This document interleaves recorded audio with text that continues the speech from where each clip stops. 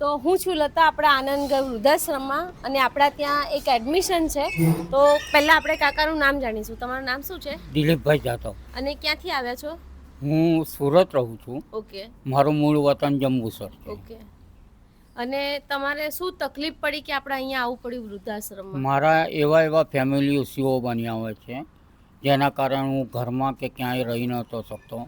Road પર ભીખ માંગવાનો વારો આવેલો, જેના કારણે મારી પોતાની ઈચ્છા થઈ કે આ વૃદ્ધાશ્રમ મારા માટે યોગ્ય છે, અને મેં આ વૃદ્ધાશ્રમની સેવાઓ જાતે અનુભવી છે. જેનો સ્ટાફ અને એ બધાએ સારી સેવાઓ આપે છે. ઓકે. અને કોઈ એવો પ્રોબ્લેમ બતાવો કે તમને બહુ વધારે તકલીફ પડી હોય.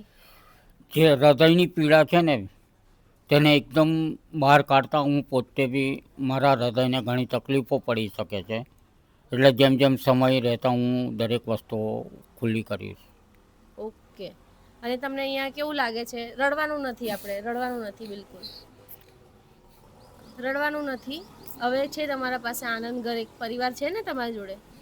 તકલીફ પડે જ તમને અહીંયા કશી? નથી પડતી ને? તો પછી કેમ રડવાનું? આનંદગઢમાં આનંદથી જ રહેવાનું.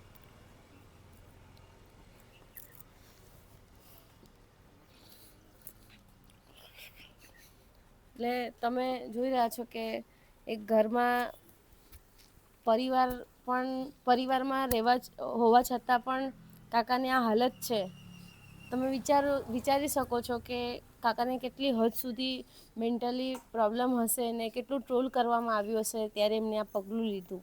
અને હું તમને બધાને એક જ વિનંતી કરું કે પરિવારમાં હળીમળીને રહો, અને પોતાના મા બાપની, પોતાના હસબન્ડની કે પોતાના દાદાની બધાની સેવા કરો.